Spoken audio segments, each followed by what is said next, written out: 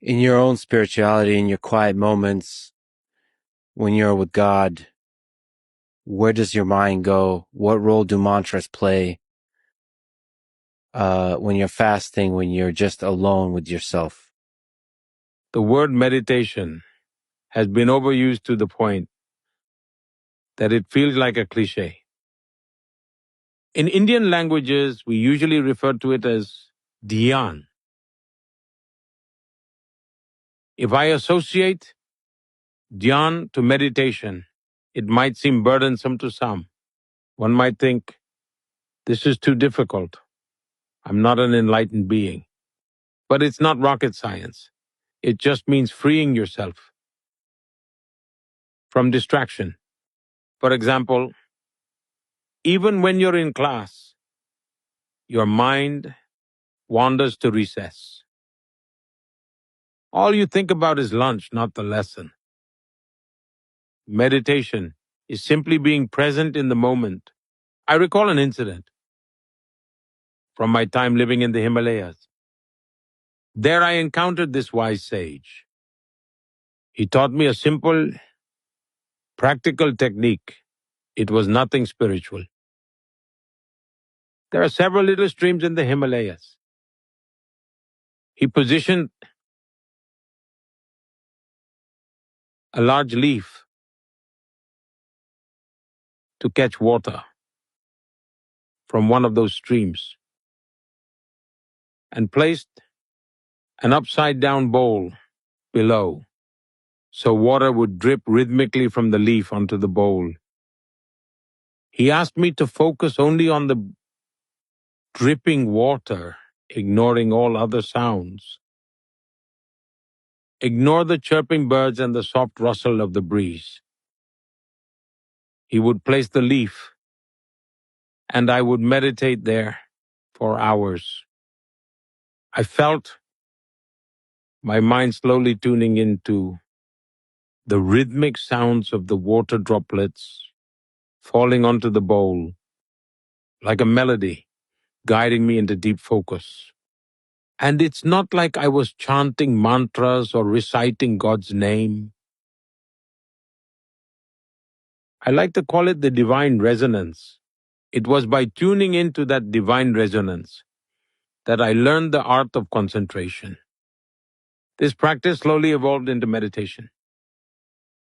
Sometimes you happen to stay at a fancy hotel. You get a lavish, luxurious room. The decor is impeccable, and you have been wholeheartedly fasting. But there's a dripping faucet in the bathroom. That faint sound is enough to make a luxurious room feel worthless.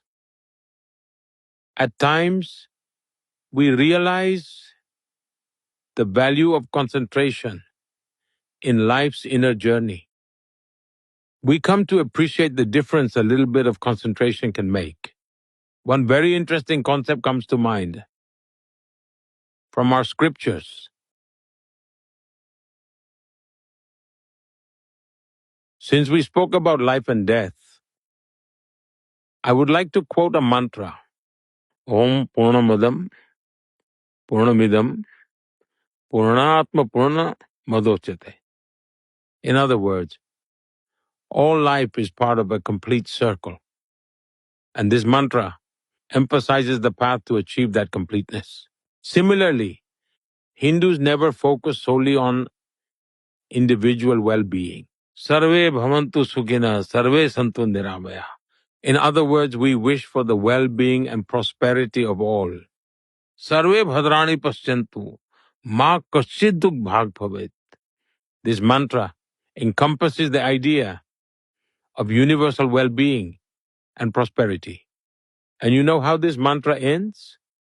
Om Shanti Shanti Shanti. Every Hindu mantra ends on the same note. Peace, peace, peace. These ancient and powerful rituals born in India have emerged from thousands of years of the spiritual practice of sages. They connect us to the essence of life. Shanti, Shanti, Shanti. Thank you for this honor. Thank you for this incredible conversation. Thank you for welcoming me to India. And I can't wait to break the fast with some Indian food tomorrow. Thank you so much, Prime Minister. This was an honor.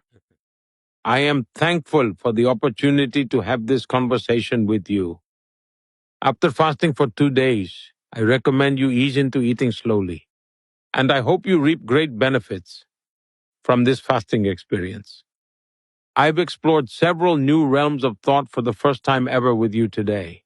I had long kept those thoughts tucked away within myself. But today you brought those thoughts to light. I hope Thank you. I hope your viewers may enjoy this. It was a great pleasure speaking with you. Thank you. Thank you.